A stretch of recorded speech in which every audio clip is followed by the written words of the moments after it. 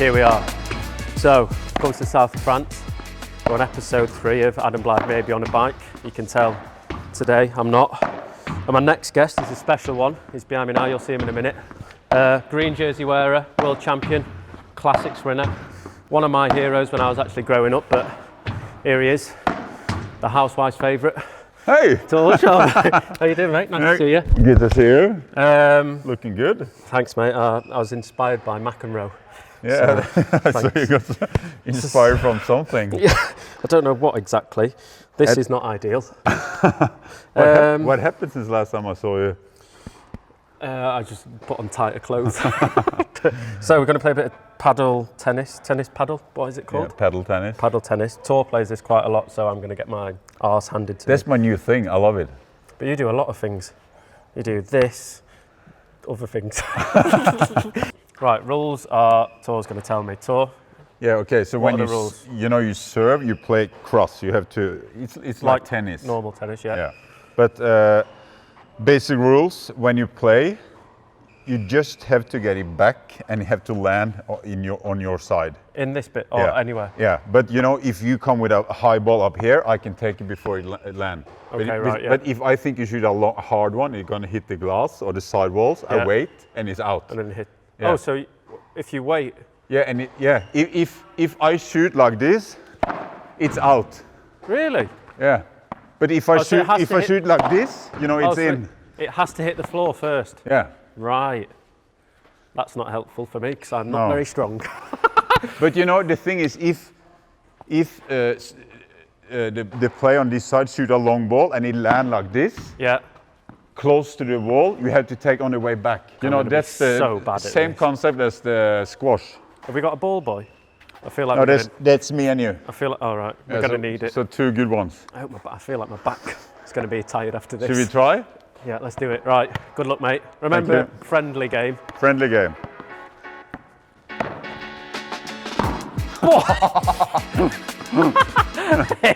It's so hard. Right. On the way back. Oh, yeah. Ah. Hey, this is a good shot. Did you get that, Al? Oh.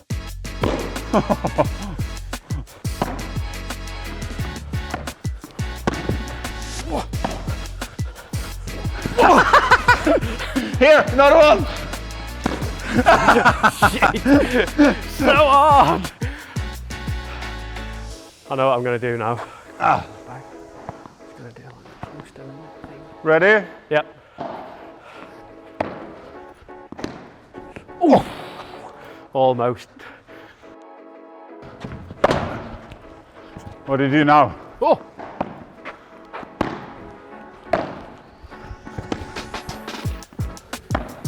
Yes. Got one back. Ah! Yes! I got one! No! Yeah! Oh. Was that a bad shot? That was out. This was a very good shot. Right. I didn't even take it. It wasn't that good. That is a good one. Right. Whoa! Whoa! Whoa! All right. Yes! Got another. Go on. Don't ruin my vibe here, mate. Thanks for that, mate. It was fun, no? Good. Actually, it was really good. It's just hard. It's a workout. But how did you find out about it? Because on the way here, you said it's one of the biggest growing sports or something, and I've never heard of it. Yeah, it is actually one of the most growing sports in the world. Apparently, that's what they say in paddle tennis. But you know, when I stopped riding my bike, 2014, I said I need something to do when I'm not that I do nothing, but you know, like to keep myself fit. I did that, but I found food. And a good friend of mine, a former tennis player, professional, I started to play tennis with him. Yeah. He got me into this, and since then I haven't played normal tennis. Really? Yeah, so you stopped playing it altogether? Yeah. Fucking hell. Because this pedal tennis, you play with 4, it's double. Yeah. And it's so much easier to make the ball goes compared to tennis. It's much easier to play. Yeah. You saw also us how much, we had a lot of fun. And that's straight away, I had a lot of fun playing pedal tennis. You don't need a lot of skill to do it, do you? A little bit. I need a lot. I think you did well. Thanks, for first mate. time. You got some nice points out of me. You looked me made me look stupid and feel stupid, but yeah, you have a talent. You're gifted. Think how I feel. Yeah. I was running around like a headless chicken for like 45 minutes going. That was good, mate. Thank you. I appreciate it. Yeah, thank you. So right, let's go and get some dinner and wine. Al, by the way, you did all right, but ball boy, you ain't got a future, mate. Sorry. Right. Cheers, mate. So cheers. Thanks for having me.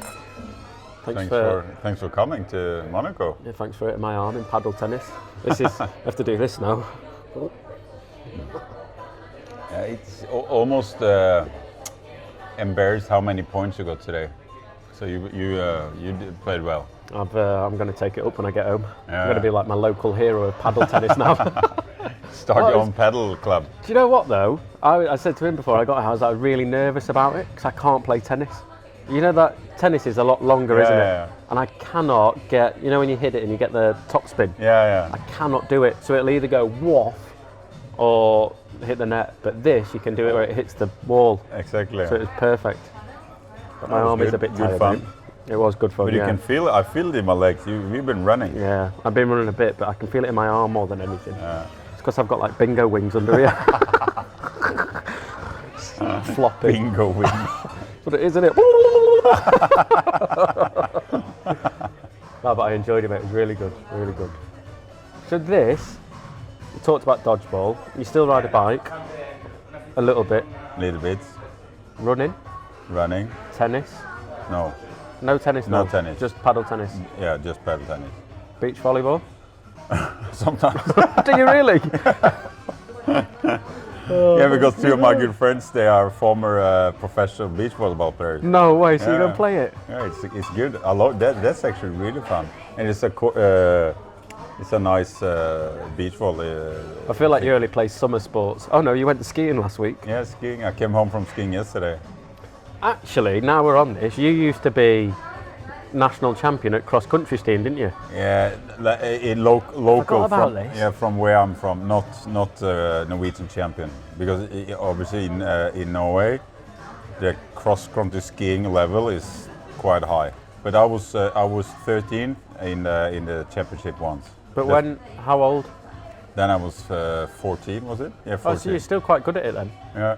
And then you stopped and then went to cycling? Yeah, I had to kind of decide between cycling and skiing. And I'm from south of Norway, and there the winters start to get poor, so we had to drive a lot to find the snow. Yeah. Inside, inland and in the mountains. Yeah. Cycling, it's convenience, it's easy. Worked out well. Yeah, I'm happy. You did all right. Yeah, thank you. 10, I had a look at this earlier. 10 Tour de France wins. You had to Google it. Yeah. I thought you knew everything. I did almost. 10 Tour de France wins. Ghent-Wevelgem, World Championships, 6 stages of Algarve. No. Vuelta Catalunya. Yeah, Catalunya. Yeah. And then there's a lot of other ones as well, but they're the biggest. Yeah, the Vuelta, Tour of Spain. I had 3 wins. 3 in Tour of Spain. Yeah. Italy? 0? 1. It's pretty good. Okay. Maybe we just get Borata, this one. Yeah. And then Forte di Latte, Fior di Latte. Fior di Latte, Borata, and a Tagliata Treccia di Bufala. I might as well be fluent in Italiano. Grazie, not gracias. Grazie. Fuck, so 93 wins is a lot. Yeah, my goal was to get 100, but it's easy to set goals, but it's hard to achieve them. Fucking hell. I think as well, when it got later into cycling, there's more people coming along, and for me, you were always like you were like Peter Sagan, but before Peter Sagan, for my generation. So you were always the guy that could do everything. You climb, sprint, you do all the things that Peter could do. And now it's moved a generation again where I think that everything Peter could do, almost every sprinter can do now. And now you've got the guy who's the next Peter Sagan, which is like Van der Poel, who can do everything again. But yeah, you were like the old, not the old school Peter Sagan, but the guy that could do everything. You're probably right. And you wore white shorts. Yeah. Oh yeah. Now, when you stopped cycling, you obviously had a few years out. You got into clothing. I saw you in a lot of modelling photo shoots, giving it all that, flexing your muscles. But you also went into something that is very important to me, which is my family. But you went and made something for families, which is incredibly important. I think if you have a history of like riding a bike as we do, that you can take your kids out and make it a lot easier. Al, you put a picture up of what we're talking about. It's Thor Hushovd kiddie racer, is that right? Yeah. But how did that come about? Because it's a strange thing to get into. Not strange, but it's not on the top of it's different. Yeah. It's different. No, you know, I have two kids myself. Today they are 7 and 10 years old. And I was thinking when I stopped, you want to do something, and I had a lot of requests that you should make your own brand of whatever is clothing or helmets or bikes, whatever. But when I tried other bike trailers or prams, it's, you know, you can put skis on it. And I said, I think I can make something better. I'm not sure if I did, but I'm really happy and proud of the product, and it's nice to create something. And like you said, if they can give something to families, to kids, to mom and dad, it's for me it's important, and also to create your own brand, and you know, when you stop cycling. Of course. And I also think the timing is good, because when you look today with let's say people want to everything green, less pollution, less cars, traffic into cities. So now you can take your bike, even if a normal bike or an electric bike, you can have this bike trailer hanging behind. You bring your kids or your kid into to schools or whatever. Or the Saturday, Sunday, you go for a lunch or a coffee. Take the kids with you. Yeah, and you don't have to take your car. Yeah, it's a very good idea. I wish I'd thought of it, but sadly I didn't. You can try to make another one. No, I can't, mate. There's no point. Since you stopped, it's not like you stopped. It's not like you stopped with cycling and you're forgotten about. No. But it's very. You appear at the Tour de France. You appear at the Classics, like you said, you're going to do it again. So I think it's nice that you still keep in touch and you still what's happening. But that's not. It's such an important part of your life. This is from what I think. But it's not the most important thing in your life. But I think that's nice though. It's better than just being like completely. So I think so many people stop and it's just like, what do I do? What do I do? What do I do? But before I did my last race, I already 3 contracts signed what I was going to do. Really? Yeah. Wow. And that was already talking about income was already quite good. Yeah. And that's without talking about investments and. Thor Hushovd, richest man in cycling. No, but you have to, because that's the biggest mistake you can do. Because when you are, even if it's a cyclist or a sportsman, you stop, and from the moment you stop, you nobody. And people say, when you stop, nobody's gonna call you anymore. But it's half true. It's a reality. So you have to make a plan. Yeah. And you should never be afraid of calling someone, because you think, so you used to be the kind of the main guy. Yeah, of course. But you have to turn this around to think that if you need people, try to reach out to them. Them, and don't call one time, just call 10 times. I never were afraid of just try to call and meet them and have a conversation and be nice with them and just learn, you know, like, because it's hard that when you go the transition from being almost best in the world on something like we have done, You. No, but also you. You know, you were a professor, you won races, you won Yeah. And then you start your new life, and you have to realize in your head that, okay, now I meet so many people who's much better than you, than this and this. Even if you work now with TV and stuff like this, you meet people who work in TV for 30 years. Of course they're better than you. You have another knowledge, but they're better than you. Of course, yeah. To do the to kind of transmit the message, or you know, so that's important. It's very important, yeah. So the lesson I've learned is that I'm going to call you 10 times a day. Ask for some advice. Okay, so my record, you know what my record is? Go on. There's one company I'm going to sell now. Yeah. I called one guy more than 60 times. In a day? No, 60 times in total. It's a lot. Yeah, when you have 60 missed calls from one guy, that's me. I finally got a hold of him, and I had a meeting with him, and it's done. Yeah. So wow. 60 times. 60 times. I told him when I finally got hold of him, I said, okay, this is embarrassing. But I was thinking on the time, I think, and then I said, as a sportsman, you think I'm an idiot and I will never talk to that person, or you think, fuck, that's impressive that he never gave up. Yeah. So he was impressed. Fucking hell. 60 times? Yeah. Shit. And he said, he thought it was even more. Oh, Jesus. That's the stuff you do when you go missing for 3 days after one night out. When you get to 60 missed calls, you're like, oh. I did it over a time of 2 days. No, a couple of months. Well, that's impressive though. Shit. Right, Niall, if you're watching my boss, I'm going to keep calling you. Yeah, you heard. That's good. Fucking hell. But this was a different ride. Start from like the top of that bit. I was just talking about then when we used to train together. We used to train quite a bit together, actually. But you remember that time we did this long ride we did this 5-6 hour ride? This was like 7 hours. Into the hill, hills behind the San Remo.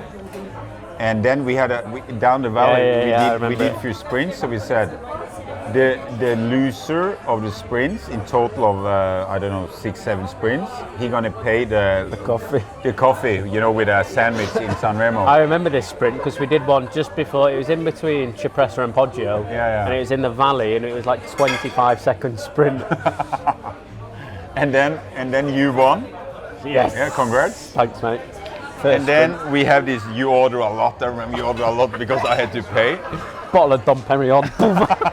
And then we sit there, and just when I want to ask for the bill, this American guy came to us. He said, "Yeah, I admire you guys so much. Just to let you know, I paid for everything." Boom, save money. Fuck's sake. I'm there with a fucking glass of wine like that. Yeah, these are the good old days. Free lunch. Yeah, this was a free lunch, you bastard.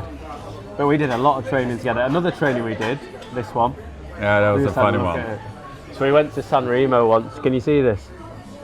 Went to San Remo and Thor. We went there and it was sunshine. Yeah, and you were riding with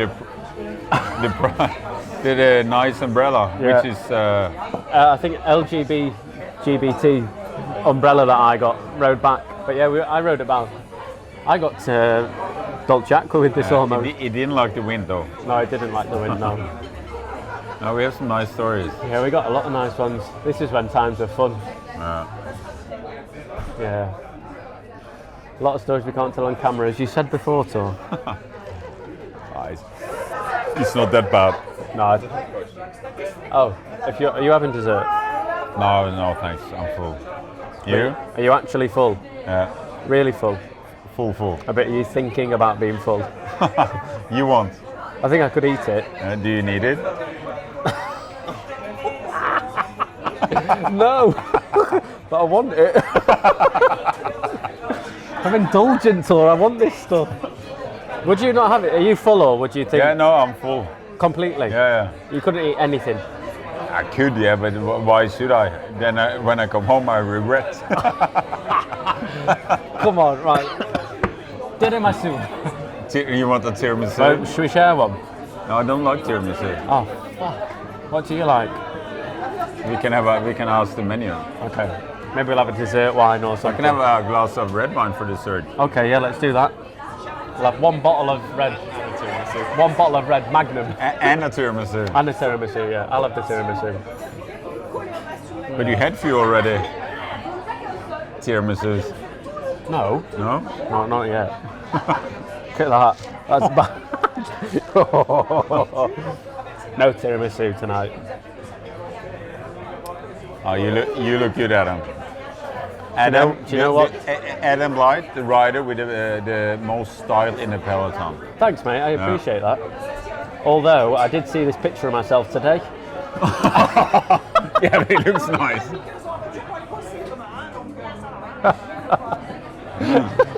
Yeah. Looks great, doesn't it? Yeah. You see style. I see It's style. all about the style. I can also see a 1980s gut.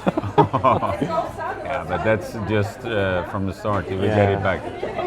I hope so. I need to do 6,000 press-ups a day. Right, let's get the dessert menu.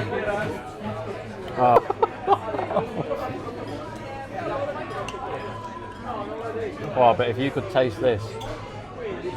Is it good? Oh. You deserve it. I do. You just retired. When did you retire? 2013? 14. Oh, yeah. Relax. Do you miss it? No. Never. No. From the beginning, I could miss the feeling of having a goal and work against it, and then the feeling of achieving a goal. And then you feel fit. Yeah. But all the work and all the sacrifice, the suffering, no. Never miss it. But it was hard to accept that it's over. I think that's the thing.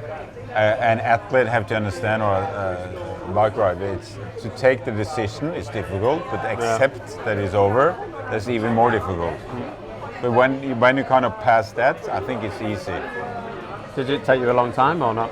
No, but But that was quite intense when the process was on. Yeah. So did you know before, you knew you were going to stop, but you knew a long time in advance, or? Yeah, but I had this... You had a knee injury now for quite a long time. In 2012, I had mononucleosis. So I was I had the whole 2012 I was Done. out. Yeah. And then I was I had good and really up and down. Yeah. But when I did Harrebecke, last weekend of March. Yeah. The Sunday or the weekend before Flanders. I got dropped 100 k's ago while people were sitting and talking next to me. Whoa. Then I went straight back to the hotel. Do you remember the name of the hotel where we stayed? The Kupke or something. Huh? The Kupke or something No, I can't remember, but whatever. I went back there. I turned on the TV, saw the bike race on TV, on Belgium TV. I decided then, after this year, I'm going to stop. Really? That was it? Yeah. Oh. So from then on, you were like, right, I need to make a plan. I had enough. When I pushed my body and suffered when the body didn't work, I had enough. Shit. Right. What was this hotel again? I don't know. I've got some funny pictures of you. Where are we here? In Belgium. It's this week. Hold on. 2013. This is the week when we were there. Oh yeah. With the classics, we spent a week together. You remember? I remember. How are you doing in life, Adam? I'm all right until I met you. I thought I was doing great. But you kind of. I retired. I'm actually doing. 5 years ago, you just retired. Just retired. I'm actually. I'm all right actually at the minute. I think it's just all. As you said, when you stop. It's not that someone ever says to you when you stop or thinking about stopping. No one ever says to you when you're done, that's it. You're forgotten about quickly. And you just said it now, but Sagan said it to me because I asked him a while ago. I said, "What are you going to do when you stop?" And he was all like, "I don't know. I don't care really. When I stop, I'll be talked about for 2 weeks, and after it, I'll be no one." And he said it to me 4 years ago, and you just said it again. It's just that whole realisation of that when you stop, that's the door closed on that part of your life. So it's just so different. It's just, I'm a lot more in contact with the other side of cycling now, which is really a lot more fun than what we used to do. So I think nowadays, our sport that we did when we did it was still a lot of fun.